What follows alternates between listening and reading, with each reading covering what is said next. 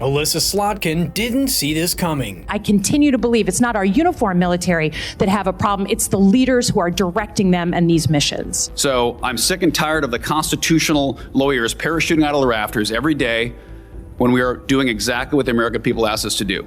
During a Senate hearing, Slotkin was going on her usual tangents about illegal orders, but Tim Sheehy wouldn't let it slide and make sure to set the record straight. And today, we're covering it all. So if you enjoy content that cuts through the noise, hit that subscribe button and let's jump right into it.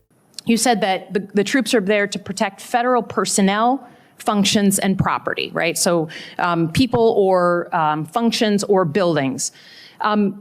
If you were asked to approve the placement of uniformed military on and around polling locations for a federal election in 2026, what would your legal judgment be of whether those uniforms could do that? Senator, again, that's a hypothetical situation. There are federal laws that prohibit the stationing of troops at polling places.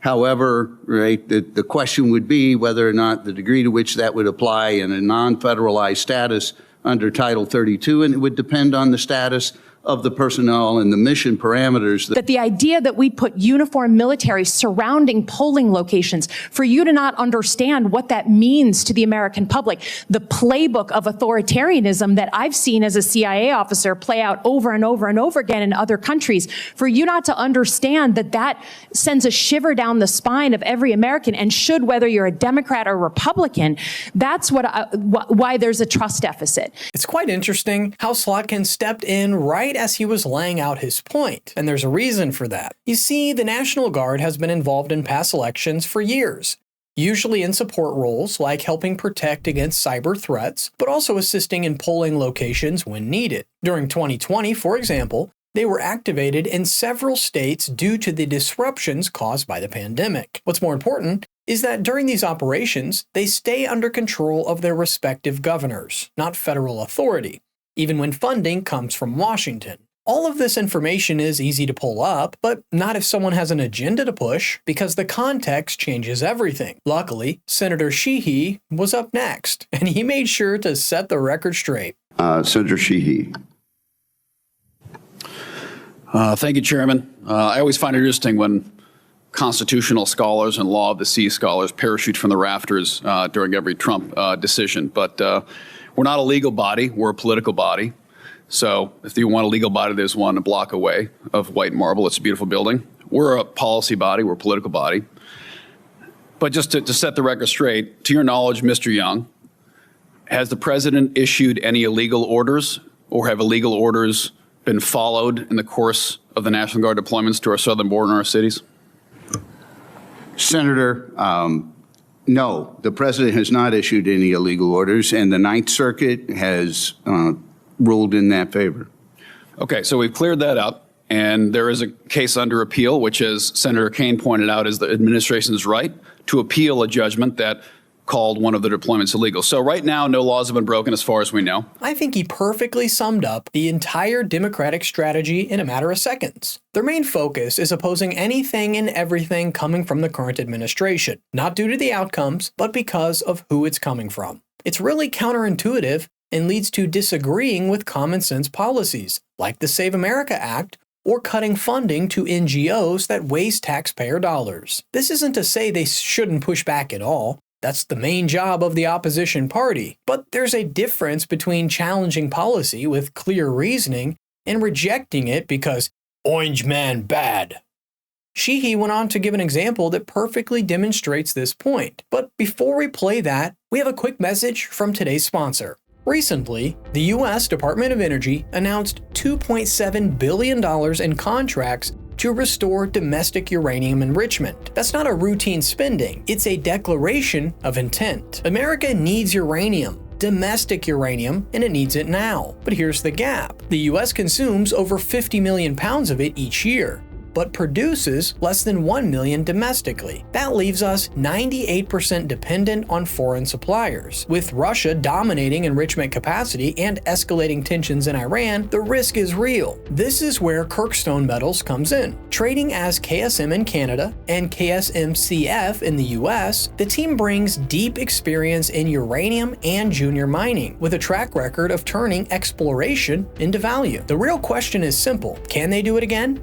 Kirkstone holds 2 fully owned uranium projects in the Athabasca Basin, one of the richest uranium regions in the world. At their flagship Key Lake project, early drilling has already hit high-grade uranium near the surface, but the team believes the real prize lies deep underground. This region has produced over 20% of global uranium discoveries, yet Kirkstone sits at a market cap below $12 million. The gap stands out, especially when you consider the strong policy signal from Washington. On top of that, uranium prices have surged, with some analysts projecting it could exceed $100 per pound by 2026 as demand outpaces supply. All of these combined make Kirkstone strategically positioned to capitalize on the reshoring mandate. So, if you want to learn more about their story and the team that has delivered big results in the past, check out that link in the description. A special thanks to Kirkstone Metals for making today's video possible. And is the influence of transnational criminal organizations that fill our country with fentanyl, poison, various other drugs, illicit activity, human trafficking, is that a national security threat?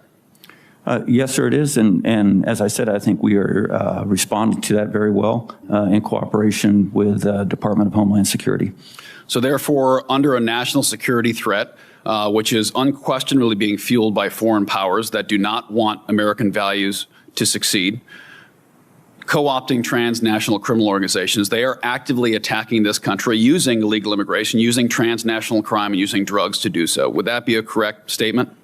It is, yes, sir. So 70,000 Americans-ish a year are dying from fentanyl-related overdoses, are being trafficked, are being murdered and thrown under bridges by illegal immigrants and the criminal organizations related to those. That sounds like a pretty big emergency. You and I went to war for 20 plus years when 5,000 Americans were killed on and around 9/11. Exactly. And here's what stands out: drug overdoses have dropped to levels not seen in years, yet you barely hear about them from major news outlets. Why? Because it doesn't fit the narrative they're pushing. Instead, they're focused on moments that generate noise, like bringing on ineffective members of Congress, such as Slotkin, and endlessly talking about that 90-second video she appeared in about illegal orders without ever explaining what it actually means. And that story runs for weeks. Meanwhile, discussions that could inform Americans about policy decisions get pushed aside. Sheehy wrapped up by delivering one final line that completely shut down Slotkin's argument. And needless to say, he didn't hold back. So we've settled the legal questions. What we're talking about is politics. What we're talking about is we're being told that 3 to 5 to 700, call the number, whatever it is, honorable young Americans who've asked to join the military, raise their right hand, who are volunteering for these deployments, we're being told that them walking the streets, protecting Americans from being mugged, from being carjacked, like our congressmen are 2 blocks away from here. Like one of my staffers was clubbed over the head a few months ago in the ICU, woke up, stripped of all valuables. So I think it's an absolute disgrace that we are impugning the integrity of our people in uniform, the integrity of this administration, and the will of the American people to live safely on their own streets. The Constitution says life, liberty, and the pursuit of happiness. The American people have a right to expect their government will protect them from being murdered in the street. So I'm sick and tired of the constitutional lawyers parachuting out of the rafters every day when we are doing exactly what the American people asked us to do. If a legal order is given by the Supreme Court that this is wrong, I can promise you the administration will follow it. I hope they do, and I would expect them to. That's what it really comes down to. You'll hear Democrats like Slotkin throw around claims about things being unconstitutional or accuse the Trump administration of ignoring court orders, but when you look closer, they can hardly articulate what they mean. Sure, there's been lots of legal back and forth, more than we've seen in previous presidencies, but that doesn't automatically mean laws are being broken. And that's the part that often gets lost, because going into the details doesn't always grab attention the same way.